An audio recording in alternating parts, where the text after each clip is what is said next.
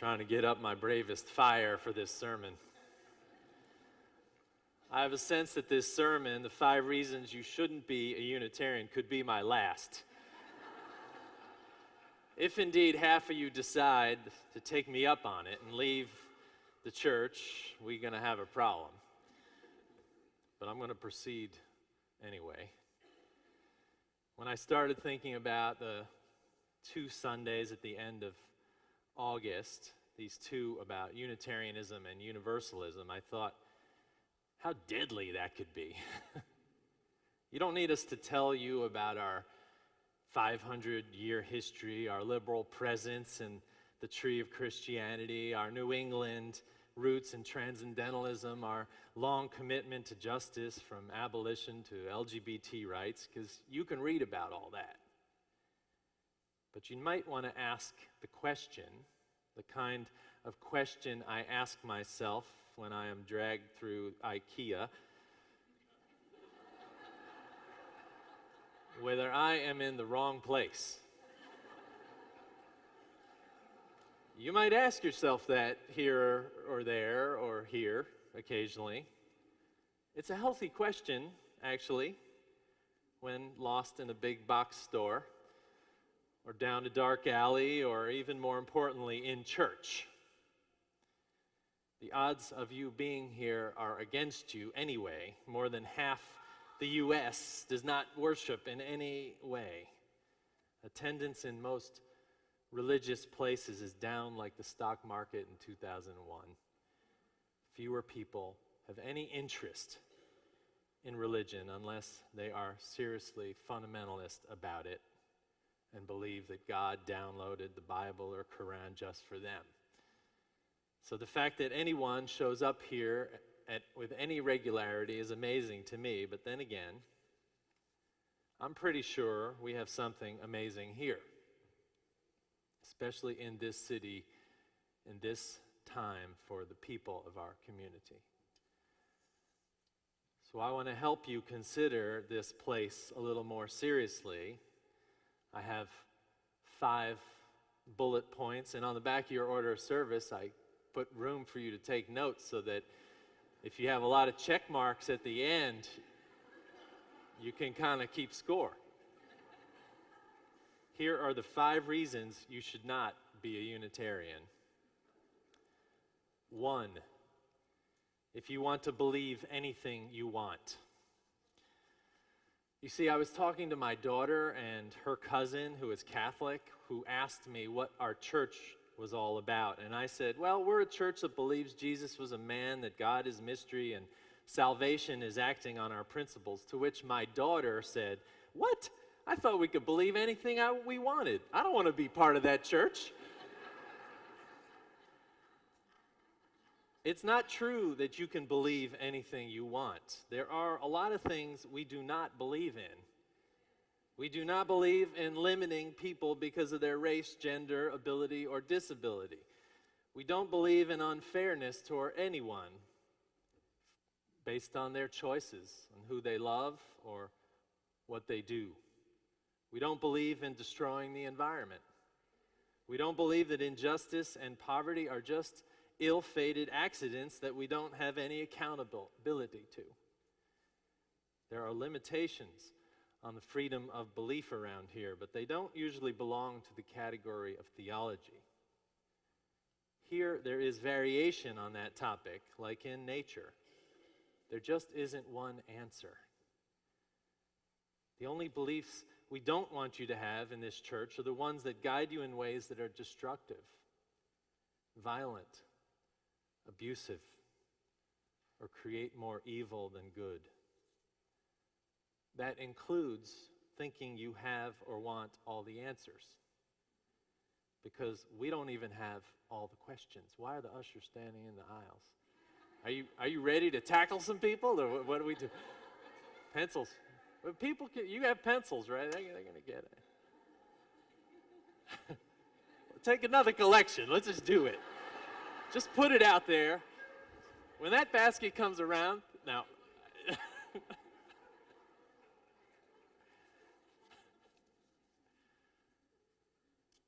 So thinking you have all the answers is not the way it is around here. That includes thinking about the notion of God, that yours is better than anyone else's, or that another's lack of a notion of God is any better than anyone else's. We have left open the question of God, knowing that to try and put God in a box is a perilous activity. That is why God of many names opens doors rather than closes them. And the latitude to wrestle with your God is part of being here, having that room to wrestle. So number one, you shouldn't be a Unitarian if you want a church where you can believe anything you want, capital A. And number two, you shouldn't be a Unitarian if you want only to be with people like yourself. If you don't like hobnobbing with the rabble, a conservative, a lesbian, someone elderly, a child, a teacher, a Jewish, Buddhist, Unitarian, ex-farmer, teacher turned minister, then out you go. This church values diversity like nobody's business. I know that depending on who you are and what your perspective might be, you look around and say, these people are all alike. Well, if you dig in, you will find that that is not true. Sometimes our blindness to diversity is the first problem.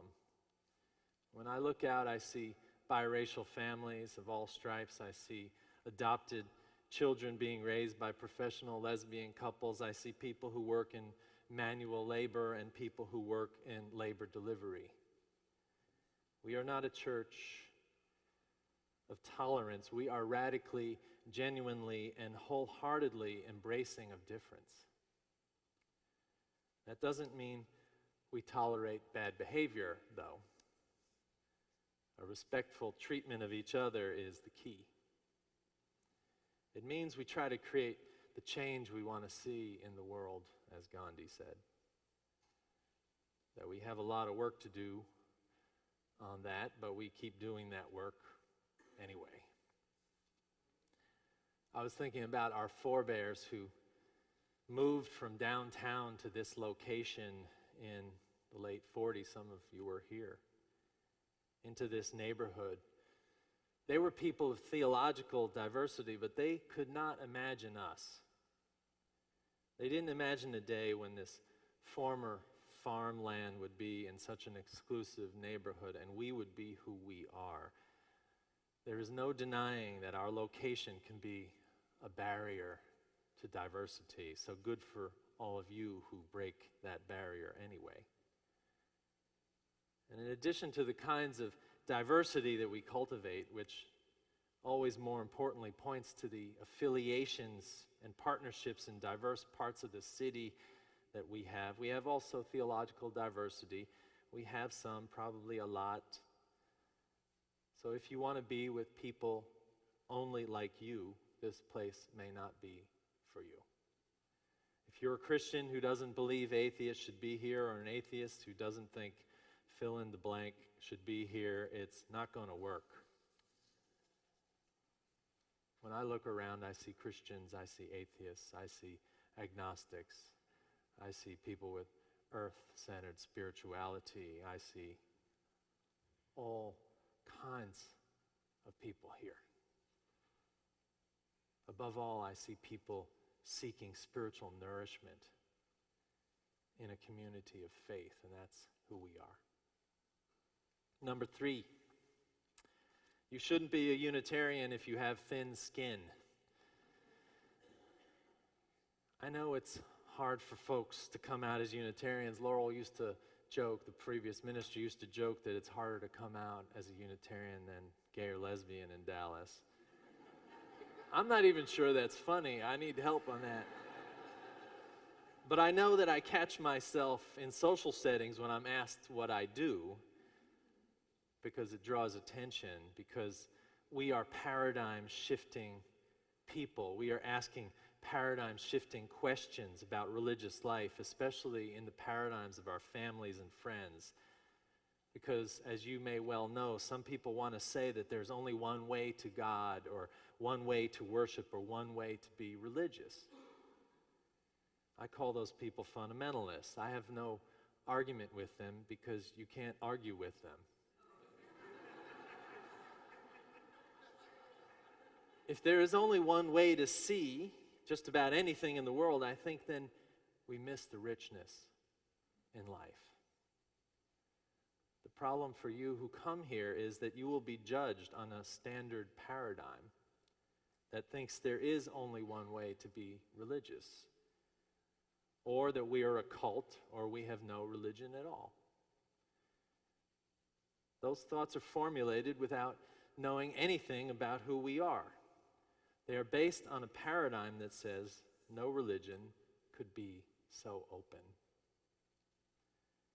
You will need thick skin to be paradigm shifters, to say Unitarianism has a long history and never believed there was only one way to the holy. You will need thick skin. And you will also need thick skin because your minister will not always have the same views or opinions as you.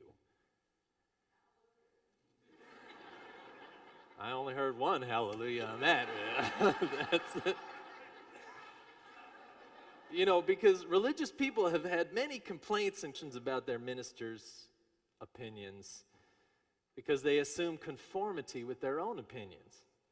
I was watching a funny film about East Texas in which a woman said she was having lots of questions about her minister because he wore Bermuda shorts on his day off. I will not assume conformity if you don't. A difference of opinion, seeing more than one way, shifting paradigms is how we learn and deepen our lives. It's part of the richness of being here. So if you don't have thick skin, or if your skin is thin, this may not be the place for you. And 4, I am borrowing this from a colleague who said to be part of our church, you've got to know how to sin. I love that. I love it. He said that's very important to us, and not everyone knows how to do it. We don't want people here who never do wicked things. We don't want people here who are holier than thee or thou. We don't want people who have made it in the salvation department and are just waiting around to get picked up.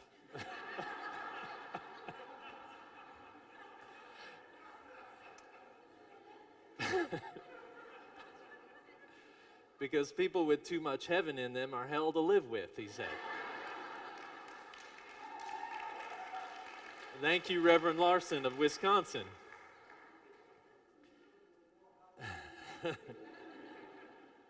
I say that Unitarians have always promoted that you are inherently good, but there are limitations, namely being alive.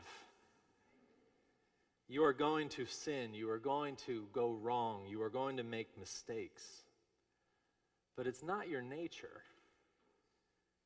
We are here to help you get in touch more often with that true nature of being good.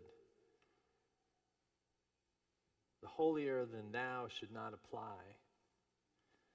Those applications get put on a big stack to be reviewed in my office. But wrestling honestly with your demons, feeling lost, feeling despairing, feeling troubled, feeling off the rails in your life, now we can help you. We may not solve your troubles with easy answers, but we will walk beside you, and that's the important part. If you have made it in the salvation department, I am not sure this is the place for you. And lastly, you shouldn't be a Unitarian if you don't want to be more generous, more compassionate, or to serve others. That may be 3 things, but to me it's 1. Because if you come here, we expect that your spirit is deepened in important ways, that you begin to suffer with others, that you begin to sense that others' problems are not just theirs, that what happens in Ferguson, Missouri is what's happening right here in the hearts and minds of the people in this sanctuary, that you too have a responsibility to hold the world in your hands and in your heart. And that makes you more of a generous person, not just in how you give your money away, but how you approach life and meeting those who you know and those who you don't know. That you give people the benefit of the doubt before you judge them. That you hold others in esteem. That you know when you meet someone else that they are sacred beings and that you are not the only sacred being. And that all that leads to a life of service. And it doesn't mean quitting your job and becoming a social worker or something like that. It means finding ways to give back in real ways. To go to the food bank, to swing a hammer or slap some paint around a house or march in a pride parade or give blood or so many other ways. That to give away, to be generous of spirit, and then to be of service is to take justice seriously, that justice doesn't just happen when we nod in the right direction. And I know many of you know all about this. But you shouldn't be a Unitarian if you don't want to become more generous, more compassionate, or to serve others. So how's your checklist? Clarity is a good thing. It's why the first thing almost that I did here was help create the Think Freely campaign, in which we didn't draw people to our website. We drew them to the Belief-O-Matic quiz to help them figure out who they were. Our plan was not to help people believe they were Unitarians, but to have them understand who they were and where they should be looking. 500 years of history, practicing liberal religion and committing to justice and living lives that call us to flower in the craggy gaps with tender roots drawing nourishment from the Spirit among us, as the poet hinted at today. That's who we are. We honor our Unitarian roots every time we extend a hand, knowing that God is too big to be fit into a box. That all of us need places to be affirmed and challenged and held. That all of us are sacred beings walking through this life. So how's your checklist? We know who we are. And we hope if you're interested, you do too. Or at least you have some question marks on that checklist. You might continue to talk it over with us, or said with love, to seek your truth elsewhere. Questions are good, and so are you. And I think we are pretty good at being a solid, meaningful, engaged, religious, and spiritual community. So join us if this is starting to make sense. You can grow a life here if this is the place for you. Here ends the sermon. Amen. Let us